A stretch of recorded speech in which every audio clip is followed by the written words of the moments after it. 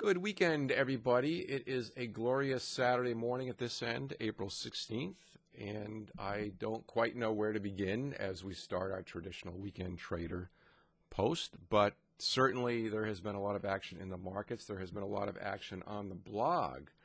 For those of you that have been asleep over the past week or so, you may want to peruse the last week of posts because there has been quite an active discussion that I'll touch on in a little bit here over the last 7 days or so. But again, I hope this video finds you well.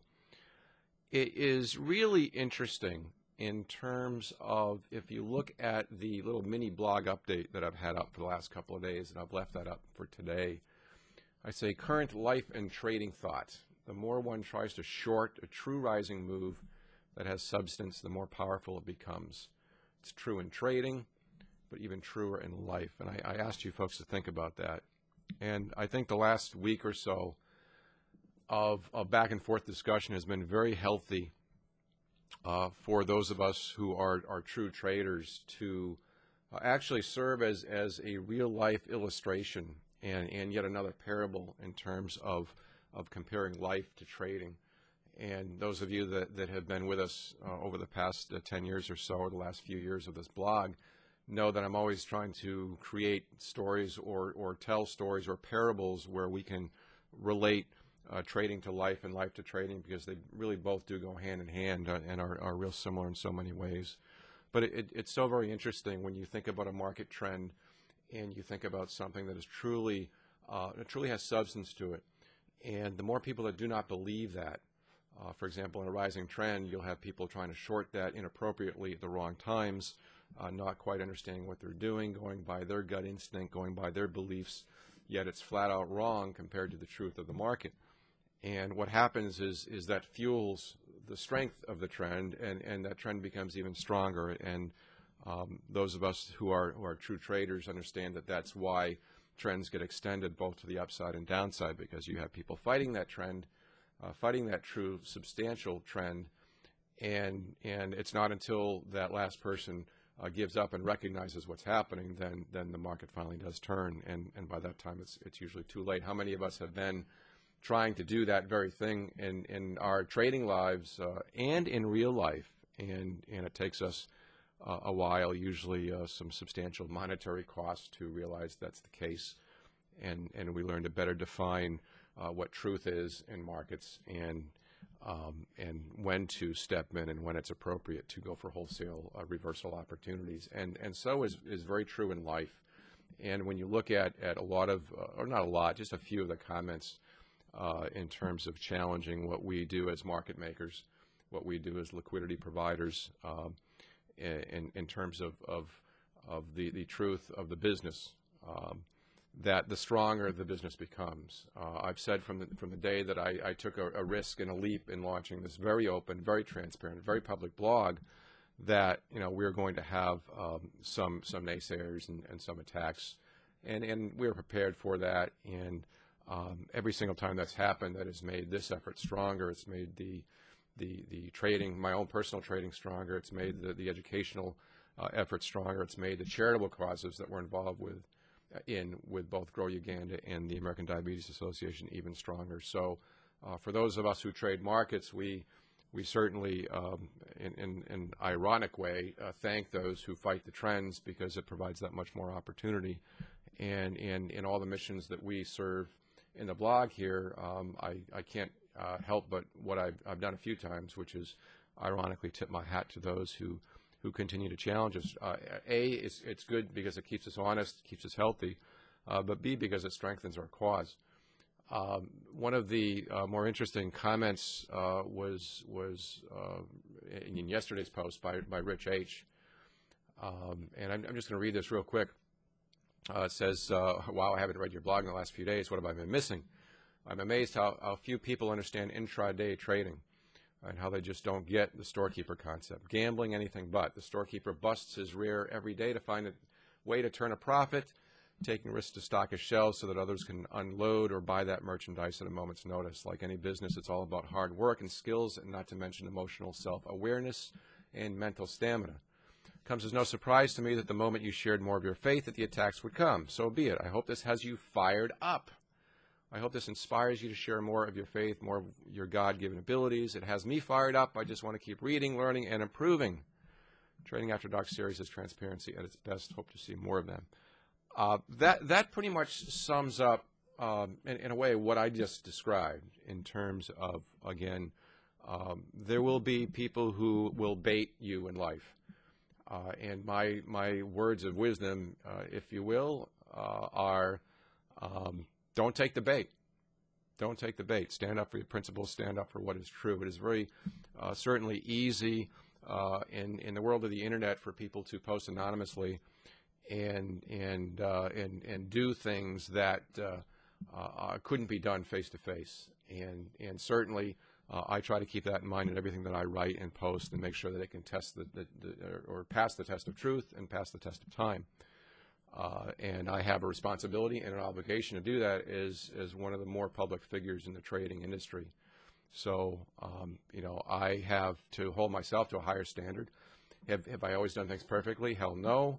But, you know, we'll keep walking and we'll keep fighting the mission. It is very interesting also when you look at the quote that I've put up in text in today's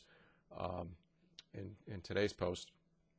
The quote from Teddy Roosevelt, and I'll just read this to you. It says, "It is not the critic who counts, not the man who points out how the strong man stumbles or where the doer of deeds could have done better. The credit belongs to the man in the arena, whose face is marred by dust and sweat and blood, who strives valiantly, who knows the great enthusiasms, the great devotions, who spends himself in a worthy cause, who at the best knows in the end the triumph of high achievement, and who at the worst, if he fails, at least fails while daring greatly, so that his place shall never be with those cold and timid souls who have never known neither victory nor defeat."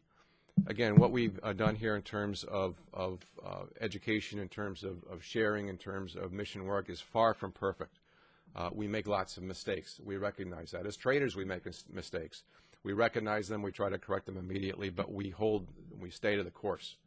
We don't take the bait. We stay to the course. And again, when you look at trading and life paralleling one another, I think this last week has been such a really good example of the separation between what's really happening and those that like to take shots. And again, the few that get enjoyment out of that, I tip my cap to them. And it's certainly given us some content to discuss on a blog which had been really transplanted by the Trading After Dark series.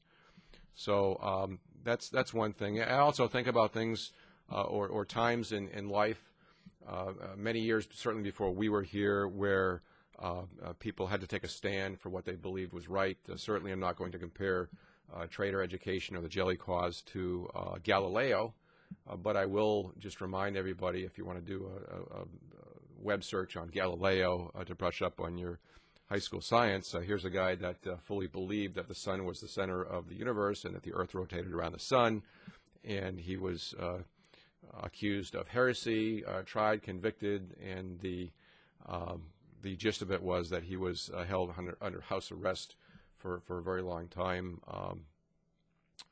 despite the fact that what he said was right and true. And again, I certainly don't mean to compare what we're doing to that, but we can go on through the ages, and as Rich points out in his post, that should serve to fire us up. That should serve to strengthen what we do. So, you know, don't take the bait. The fact that these folks are probably happy that I've engaged in a discussion and they're trying to get me off my game, far from it.